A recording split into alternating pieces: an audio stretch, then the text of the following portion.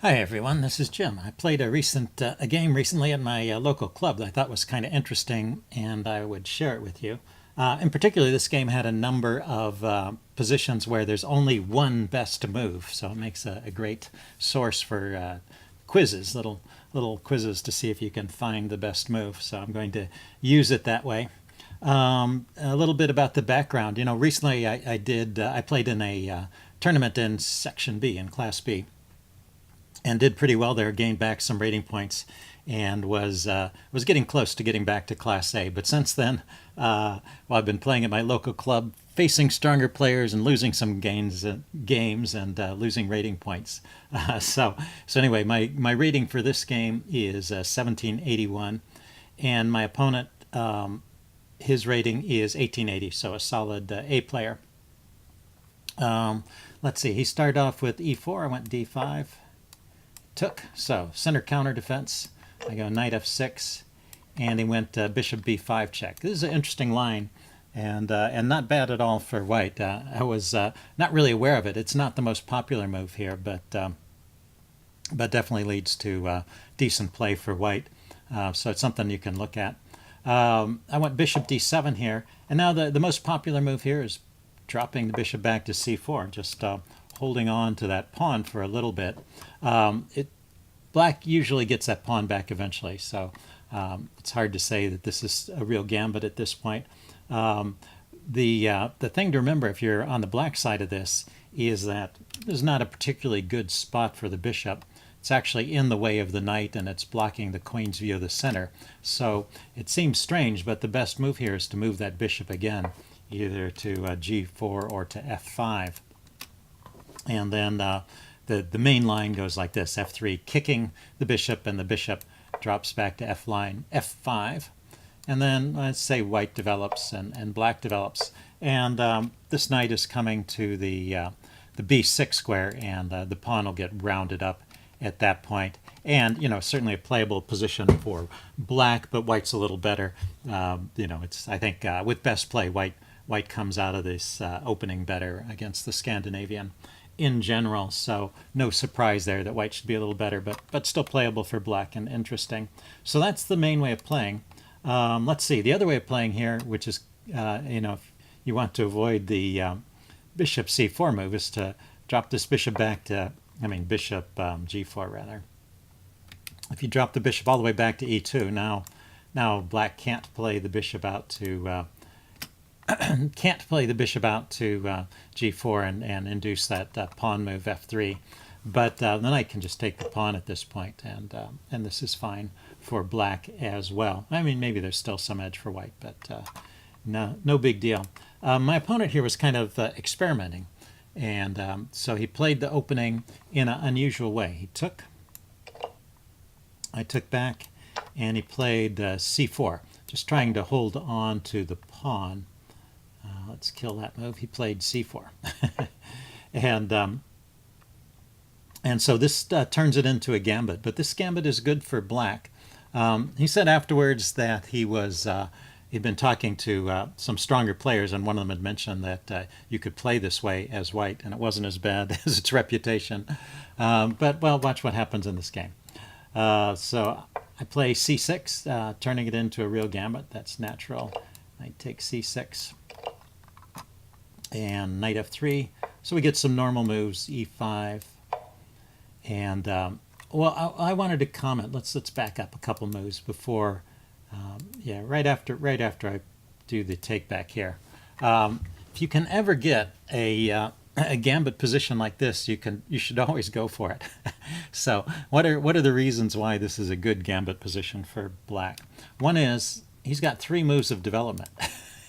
So if you can get 3 moves of development for a pawn, that's usually adequate compensation. That's kind of a rough rule of thumb.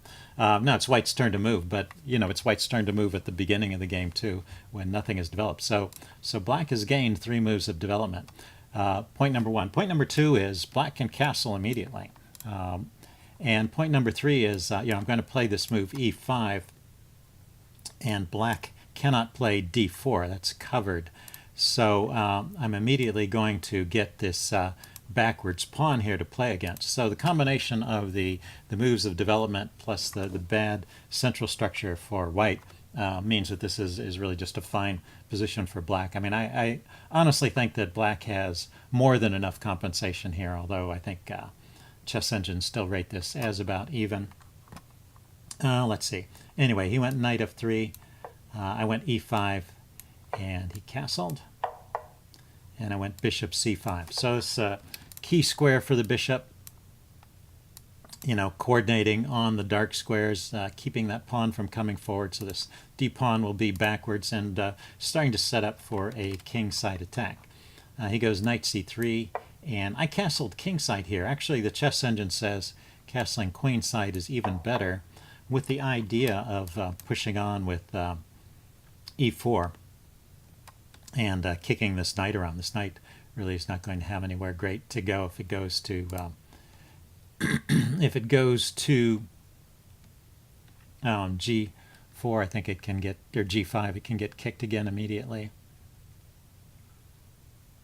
Well, maybe I have to defend the pawn first. Anyway, the chess engine line continues like this: knight e1 and e4. I think the idea of knight e1 is to be able to support this d3 pawn push and just try and dissolve the center that way. But this looks like a pretty interesting position for black as well. Castling kingside is okay. And then he played queen c2 here. He should really play d3. That probably leads to the loss of a pawn, but he was trying to hold on to the pawn at this point. Let's see, I go rook a to d8. He went a3. Oh, yeah, the other reason, I should mention this. There is a reason why queen c2 is a questionable move. And well, I didn't play the best response, but here's your first quiz. What's the best move for black here?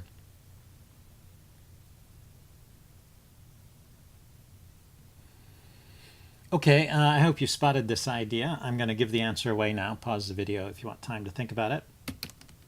The best move for black is knight to b4, hitting the queen, and then the knight is going to drop into this d3 square, and it's going to be a monster knight on that square. Not only is it, you know, preventing this pawn from coming forward, making the bishop's development difficult, it also controls the e1 square. So, you know, my center pawns can come forward here, and you can't oppose it with a rook.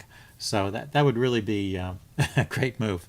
And you know, I don't know. I was thinking that's a good move, but I was going to play this first, and I was going to play that next. But of course, he follows up with a3. so I was being a little loopy there. It's hard to imagine what kind of rational thought process led to that decision. But anyway, this is still good for black. So nothing terrible has happened here. I go a5. I want to keep control of the b4 square here, so I can't kick my pieces around. And he went b3, and this is another chance for white to play d3 and get basically an equal position. So this is how white can equalize in situations like this, and just ditch the pawn basically. And after I take, which is probably still the best move for me. I mean, d3 opens up this idea of the bishop coming out to g5. That's why d3 is a better move than b3. The bishop is better coming out on this diagonal and putting pressure on my position here versus, say, after b3 coming to b2. And it's worth giving the pawn back in order to get that active piece. And this position is about equal. So that would be best play for white here. Instead, he played b3. And so right now I start to get a pretty significant edge. I go rook to e8. He goes knight to a4, harassing my bishop. I go bishop to d4. And this might look like a funny decision to you, but if he trades off that bishop, my knight is coming into this square with some tempos on the queen and hitting this weak b pawn. And this all looks pretty good. So it's probably not. Let's see. Well, the chess engine says actually taking the the bishop is the best move here. So, but this is good for black. And then the queen drops back, and b5 to weaken the pawns over here. And you know, white still has not got the pieces developed. This knight is out of play, and the pawn structure over here is going to be messed up by this b5 move. So all in all, a great position for black still. But still, that was the best play from white as well. Anyway, he went rook a2, which has some weaknesses which become clear later. Okay, so this is the first chance. Well, I guess second chance. I already did this. There's one best move for black in this position as well. So see if you can find the move.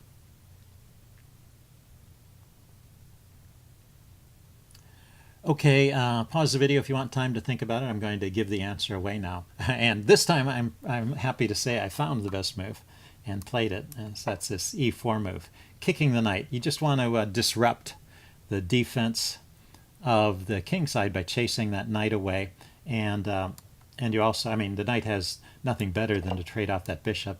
And you want to get this knight into this excellent spot here with tempo, hitting the queen. Well, the queen wants to hold on to the b-pawn. If the queen gives that up, then yeah, things kind of fall apart over here. So queen back to d1. I was just pausing there because I forget. I think there's some problems if the queen comes over here to these files, to the b file. I mean, that still holds on to the pawn, but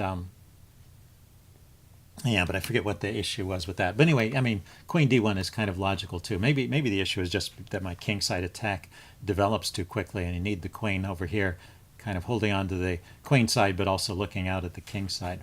Anyway, is the second or third chance, I guess, to find the best move. What's the best move for black right here?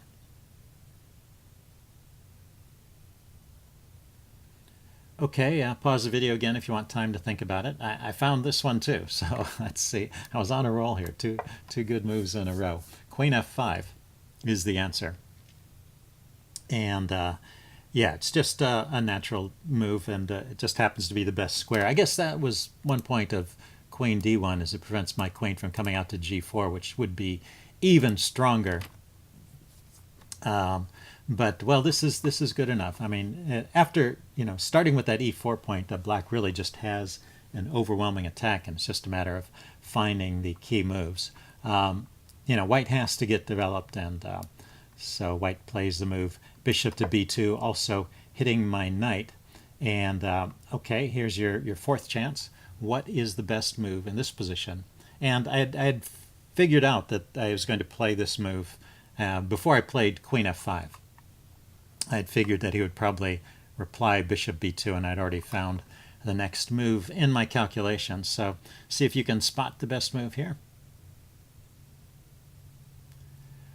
Yeah, pause the video if you want time to think about it. I'm giving the answer away now. It's the very natural attacking move, knight to f3 check. It's a sacrifice, but it's just clearly winning because first of all, the bishop has moved to b2, so this pawn is no longer defended. So if you don't take the knight, if you just move the king, the rook is coming in here, and things hitting the queen, and things really just fall apart at that point. So so you have to take the knight, but after taking back, the king is caught in a deadly mating attack. So my opponent played king to h1. And so let's see, that was, well, I'm stopping the count at this point, but right here there's one best move. So see if you can find the one best move for black here. And it's a good exercise. See how far you can calculate ahead after that, after finding the best move. See how many moves ahead you can find. Okay, so pause the video if you want some time to think about that. I am giving the answer away now. So the best move here is queen to h3, threatening checkmate. And the rook has to go to g1 to defend against the checkmate.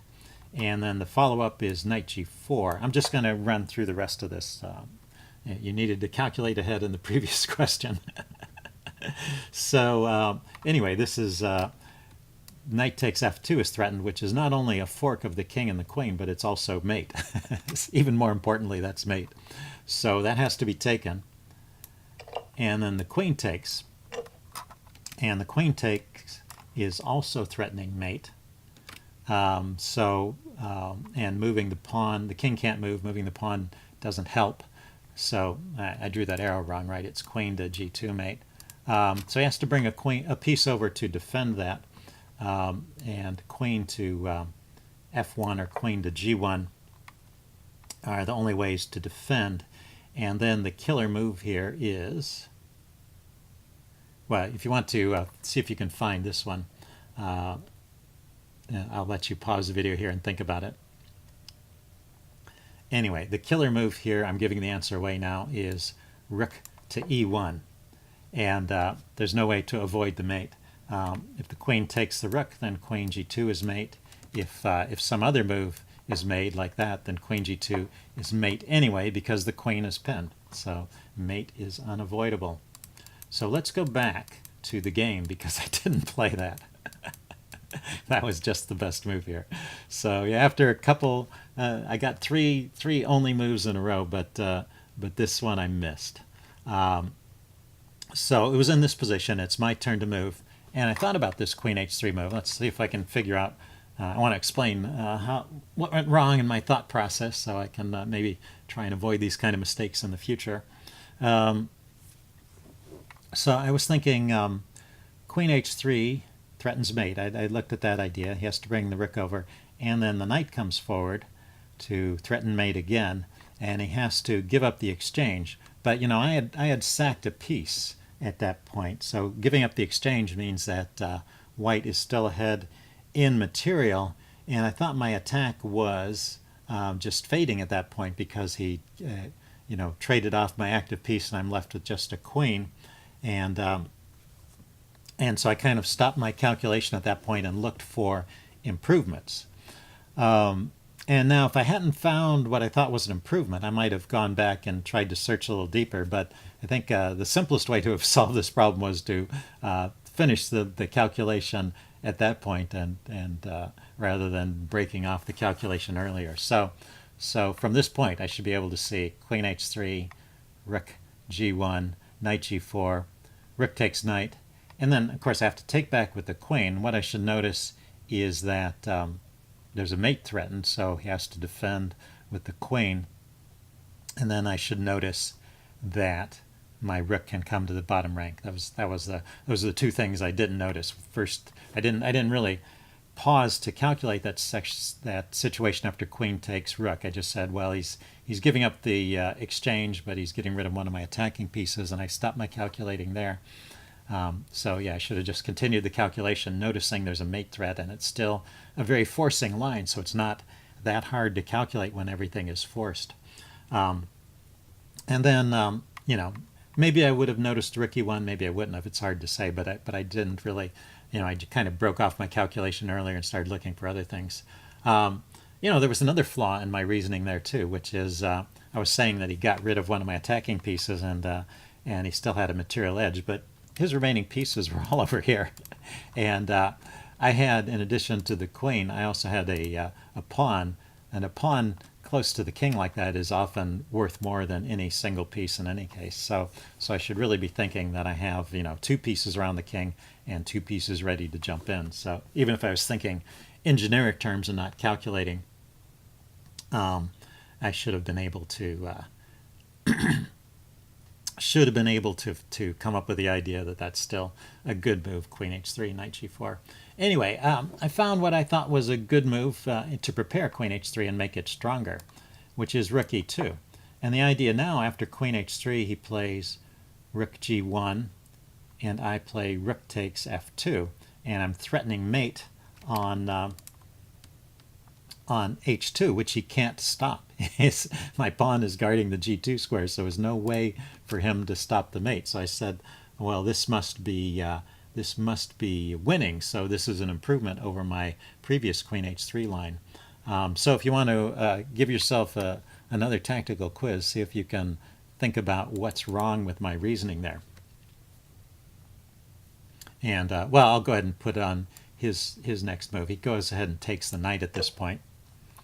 And so yeah, my plan is just to mate him with queen h3 followed by rook takes f2. So what's wrong with this reasoning?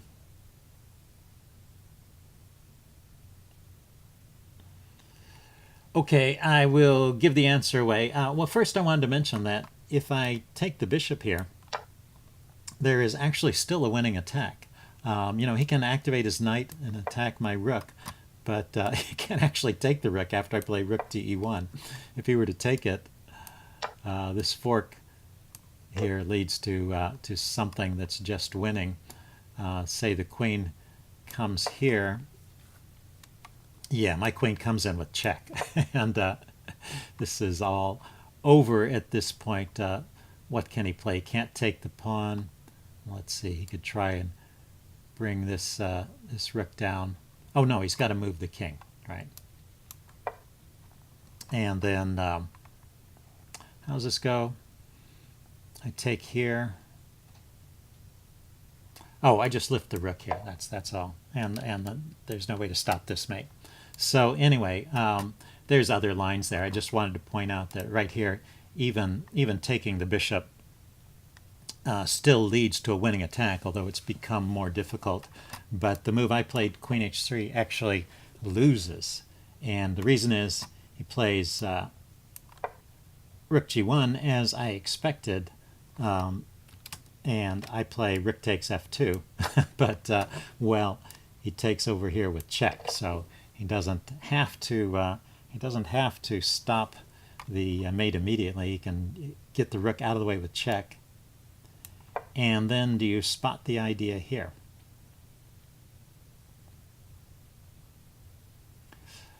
Okay, there's actually two ways to defend the h2 pawn, defend the mate threatened on h2. And during the game I saw this move as a possibility, and then I thought I would play rook here check and trade the queen for a rook, and his knight is still out of play, and it's an interesting material balance. It's not. It's something I think is still playable. The chess engine rates this as somewhere around even. Actually, the evaluation fluctuates depending on how deep the chess engine looks. But well, unfortunately for me, he has a better way of defending, which is to bring the queen over, and the queen just defends this. So that's kind of what I missed here. That the rook can evacuate the g1 square with tempo by taking on g7 with check, and then he can bring the queen over to defend that way. And I'm just lost here. I went ahead and lost in the quickest possible way, but nothing works here. If I try to well, play something like rook g7, he can just g2 rather, he can just take it, and there's no tricks. So anyway, I played rook f1, and he played rook g8, checkmate. So that's how the game ended. And that's a good example of why I am still a B player at this point, and I haven't been able to work my way up to Class A. So I get the chances against games with A players, but somehow I have not been able to convert recently. It used to be I would win games like this, and lately I just have not been able to finish them off. But in any case, it was a very interesting and entertaining game. So hope you guys enjoyed it, and I will see you again soon. Bye.